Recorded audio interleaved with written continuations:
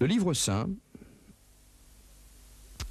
pratiquement du début jusqu'à la fin, est jalonné de repères concernant la crucifixion, la mort et la résurrection de Jésus.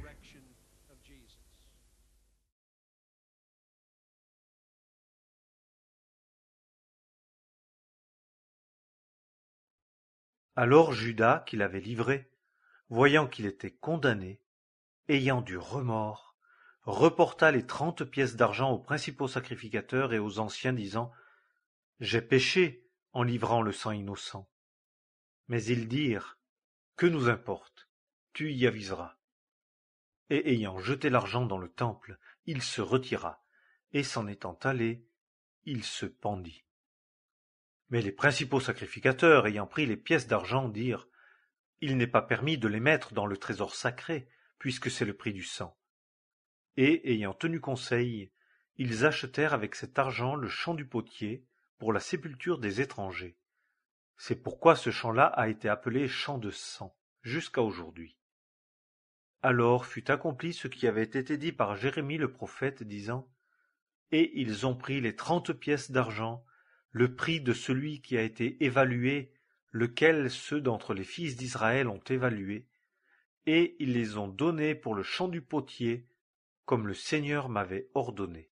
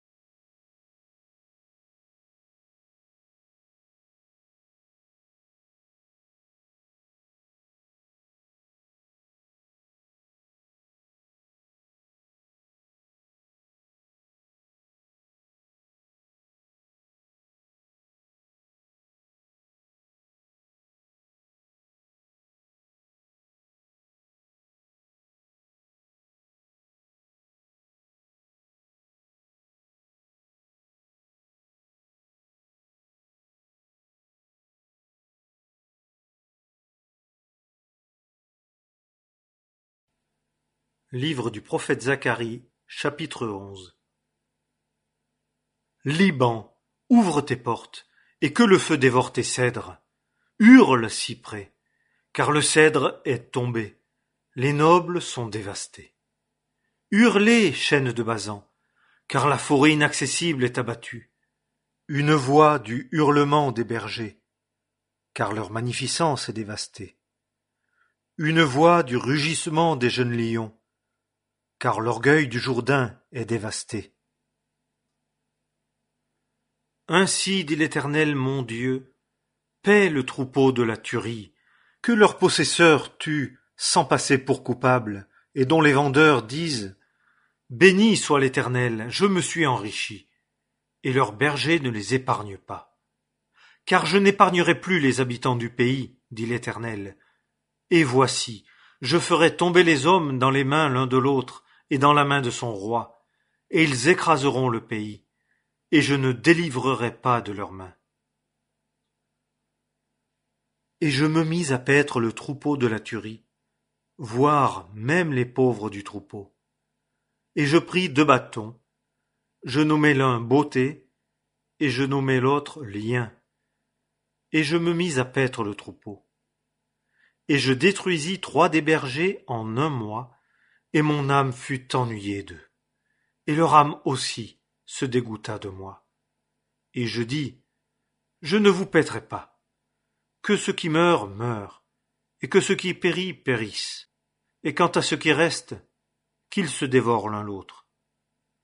Et je pris mon bâton Beauté, et je le brisai, pour rompre mon alliance que j'avais faite avec tous les peuples. Et elle fut rompue en ce jour-là. Et les pauvres du troupeau, qui prenaient garde à moi, connurent ainsi que c'était la parole de l'Éternel. Et je leur dis : Si cela est bon à vos yeux, donnez-moi mon salaire, sinon laissez-le. Et ils pesèrent mon salaire 30 pièces d'argent. Et l'Éternel me dit : Jette-le au potier, ce prix magnifique auquel j'étais estimé par eux. Et je pris les 30 pièces d'argent, et je les jetai au potier dans la maison de l'Éternel. Et je brisai mon second bâton lien pour rompre la fraternité entre Juda et Israël.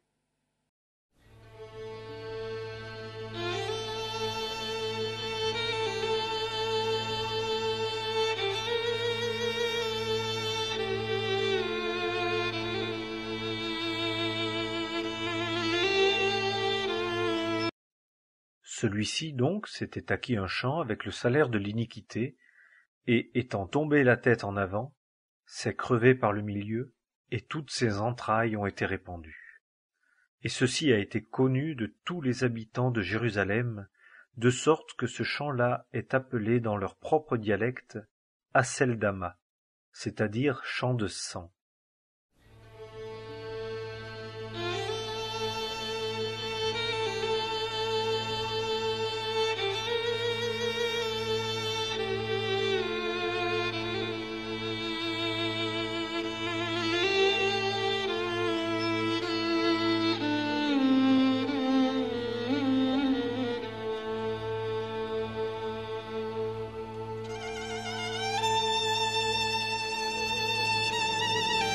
Par là.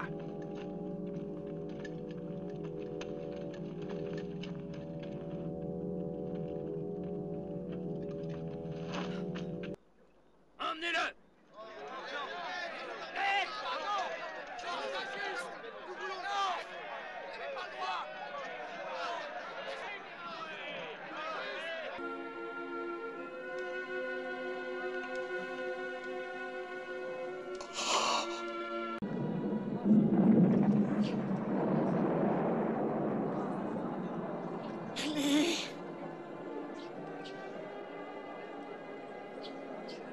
Ellie!